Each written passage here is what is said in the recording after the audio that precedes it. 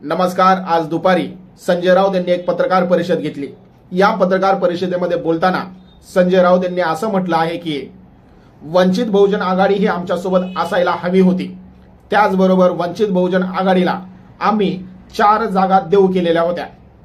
संजय राऊत यांनी वंचित बहुजन आघाडीचा भूतकाळामध्ये उल्लेख केल्यामुळे आज दुपारपासूनच महाविकास आघाडी फुटली का, वंचित बहुजन आघाडी बाहेर पडली का, वंचित बहुजन आघाडी स्वतंत्र निवडणूक लढणार का, अशा प्रकारचा संभ्रम संपूर्ण महाराष्ट्रभरामध्ये लागलेला आहे।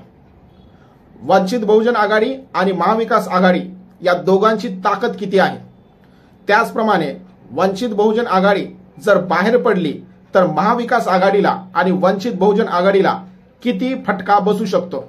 आणि महत्त्वाचं म्हणजे संजय राऊत आणि वंचित बहुजन आघाडी या दोघांचं वैर कुठे आहे, या गोष्टीची चर्चा आज आपण या व्हिडिओमध्ये करणार आहोत। नमस्कार, मी CWC आणि आपल्या सगळ्यांचं CWC न्यूज वरती हार्दिक स्वागत। मित्रांनो, आज संध्याकाळी एका न्यूज चॅनल वरची जे काही डिबेट झाली, या डिबेटमध्ये वंचित बहुजन आघाडीचे प्रवक्ते असणारे राजेंद्र पातोडे यांनी सहभाग घेतलेला होता। या चर्चेच्या डिबेटमध्ये राजेंद्र पातोडे यांनी स्पष्ट सांगितलेलं आहे की संजय राऊत यांनी महाराष्ट्रातील जनतेला वंचित बहुजन आघाडीला कोणत्या तुम्ही 4 जागा देणार ही त्यांनी संपूर्ण महाराष्ट्राला सांगावं। दुसरी गोष्ट, जर वंचित बहुजन आघाडी महाविकास आघाडीचा जर घटक पक्ष आहे तर मग बैठकीला वंचित बहुजन आघाडीला निमंत्रण आणि आमंत्रण का करण्यात येत नाही।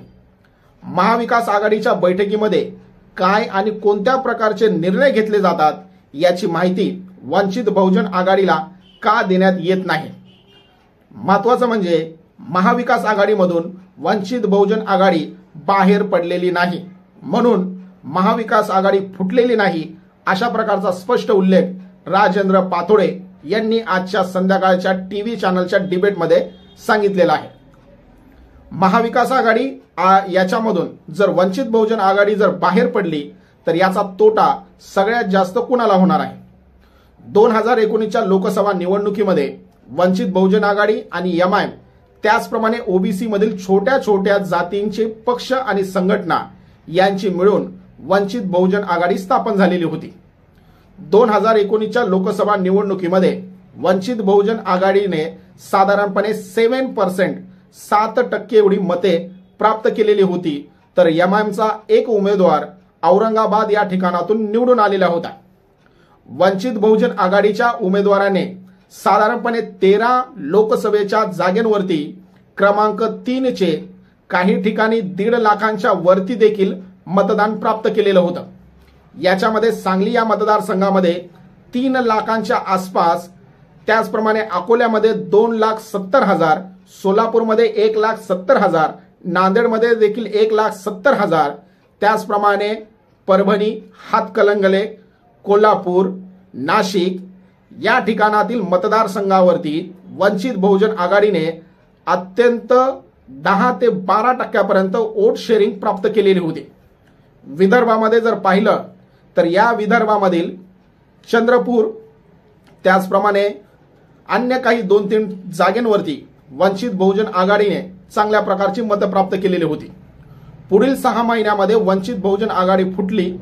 याच्यामधून MIM आणि वंचित बहुजन आघाडी जेव्हा सेपरेट विधानसभेची निवडणूक लढले, याच्यामध्ये वंचित बहुजन आघाडीला साधारणपणे 4% एवढी मते प्राप्त झालेली आहेत। याच्यामध्ये वंचित बहुजन आघाडीकडून साधारणपणे 243 एवढ्या विधानसभेच्या जागा या लढल्या होत्या। त्यापैकी साधारणपणे 12 एवढ्या विधानसभेच्या जागेवरती वंचित बहुजन आघाडीच्या उमेदवारांना क्रमांक 2 ची मतं प्राप्त झालेली होती, तर 10 ठिकाणातील विधानसभेच्या जागेवरती वंचित बहुजन आघाडीच्या उमेदवारांची मते ही 3 नंबरच्या उमेदवारापेक्षा जास्त होती। तर अकोला या ठिकाणातील एका विधानसभेच्या जागेवरती साधारणपणे 50 मतांच्या फरकाने विधानसभेची सीट ही पडलेली होती। वंचित बहुजन आघाडीकडे प्रामुख्याने महाराष्ट्रातील बौद्ध समाज हा प्रामुख्याने वोट बँक राहिलेला आहे। महाराष्ट्रामध्ये अनुसूचित जातीची साधारणपणे 13% एवढी पॉप्युलेशन आहे। या 13%पैकी 8% एवढा बौद्ध समाज आहे आणि हा बौद्ध समाज वंचित बहुजन आघाडीचा बॅकबोन आहे। वंचित बहुजन आघाडी जर सोबत असेल तर वंचित बहुजन आघाडीची संपूर्ण मतेही महाविकास आघाडीच्या पारड्यामध्ये पडणार आहेत। सध्याला 2024च्या लोकसभा निवडणुकीचं जे काही सर्वे आलेलं आहे याच्यामध्ये महाविकास आघाडी आणि युती या दोघांमध्ये मतांच्या पर्सेंटेजमध्ये साधारणपणे 1 ते 1.5% एवढाच फरक येतो। जर या 1 ते 1.5%चा फरक जर भरून काढायचा असेल तर महाविकास आघाडीला वंचित बहुजन आघाडीची मदतही घ्यावीच लागेल। दुसरीकडे वंचित बहुजन आघाडीला ज्याप्रमाणे 2019च्या लोकसभेमध्ये मतं प्राप्त झाली तेवढी मते त्यांना विधानसभेमध्ये मिळवता आली नाहीत, कारण की विधानसभेमध्ये वोट शेअरिंग ही खाली 7% 4%वरती घसरलेली होती। तेवढीच वोट बँक सध्याला वंचित बहुजन आघाडीकडे आहे की नाही हा प्रश्नचिन्ह आहे। त्याचबरोबर वंचित बहुजन आघाडीतील जेवढे काही प्रमुख नेते होते, स्टार प्रचारक होते, ते सध्याच्या घडीला वंचित बहुजन आघाडी सोबत नाहीत। याच्यामध्ये प्रामुख्याने नाव जर घ्यायचं तर ज्यांना 3 लाख एवढी मतं पडली ते गोपीचंद पडळकर सध्याला भारतीय जनता पार्टीकडे आहेत। त्याच्यानंतर नांदेडमधील यशपाल भिंगे हे देखील दुसऱ्या पक्षामध्ये सामील झालेले आहेत। वंचित बहुजन आघाडीचे जे माजी आमदार होते यांनी देखील पक्षाला रामराम केलेला आहे। त्याचप्रमाणे 2019च्या लोकसभेच्या निवडणुकीमध्ये जेवढे उमेदवार वंचित बहुजन आघाडीने उभे केलेले होते त्यापैकी एकही उमेदवार सध्याच्या घडीला वंचित बहुजन आघाडी सोबत आहे की नाही हा देखील प्रश्नचिन्ह आहे। त्याचप्रमाणे महाराष्ट्रातील बौद्ध समाजाची अशी एक इच्छा राहिलेली आहे की 2019 साली जी वंचित बहुजन आघाडीने आघाडी केली नाही ती आघाडी 2024च्या निवडणुकीमध्ये बाळासाहेब आंबेडकर यांनी करावी। जर आघाडी झाली नाही तर बौद्ध समाजाची वोट ही डिवाइड होण्याचा प्रश्न सध्याच्या घडीला निर्माण झालेला आहे।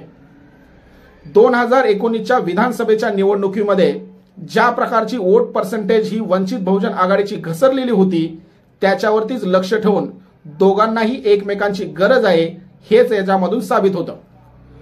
पुढचा आणि महत्त्वाचा प्रश्न म्हणजे संजय राऊत आणि वंचित बहुजन आघाडी या दोघांचं वैर काय आहे। गेल्या काही दिवसापासून सातत्याने पत्रकार परिषद घेण्यामध्ये संजय राऊत हे माहीर आहेत। या पत्रकार परिषदेमधून वंचित बहुजन आघाडी ही आमच्या सोबतच आहे, बाळासाहेब आंबेडकर हे आमच्या सोबतच आहेत, अशा प्रकारचा नामोल्लेख सातत्याने संजय राऊत करताना आपल्याला दिसतात। आज जी पत्रकार परिषद झाली याच्यामध्ये देखील संजय राऊत यांनी वंचित बहुजन आघाडीला आम्ही 4 जागा देणार आहोत अशा प्रकारचा उल्लेख केला। तर दुसरीकडे बाळासाहेब आंबेडकर यांनी काही दिवसापूर्वी संजय राऊत यांच्यावरती बोलताना असं म्हटलं होतं की संजय राऊत हे खोटे बोलतात। त्याचप्रमाणे महाविकास आघाडीकडून वंचित बहुजन आघाडीला कोणत्या 4 जागा देण्यात येणार आहेत याचा त्यांनी स्पष्ट उल्लेख करावा। लोकसभेच्या निवडणुकीमध्ये 15 जागा या ओबीसी समाजासाठी सोडण्यात यावा। त्याचप्रमाणे अल्पसंख्याक समाजासाठी साधारणपणे 3 जागा या महाविकास आघाडीकडून सोडण्यात याव्या। अशा प्रकारचं वंचित बहुजन आघाडीकडून पत्रक हे महाविकास आघाडीला गेलेलं होतं। कालच्या पत्रकार परिषदेमध्ये तर बाळासाहेब आंबेडकर यांनी संजय राऊत यांच्यावरती बोलताना अत्यंत तिखट शब्दामध्ये उल्लेख करताना असं म्हटलं की बीजेपी सोबत झोपून आलेल्यांनी आम्हाला शिकू नये।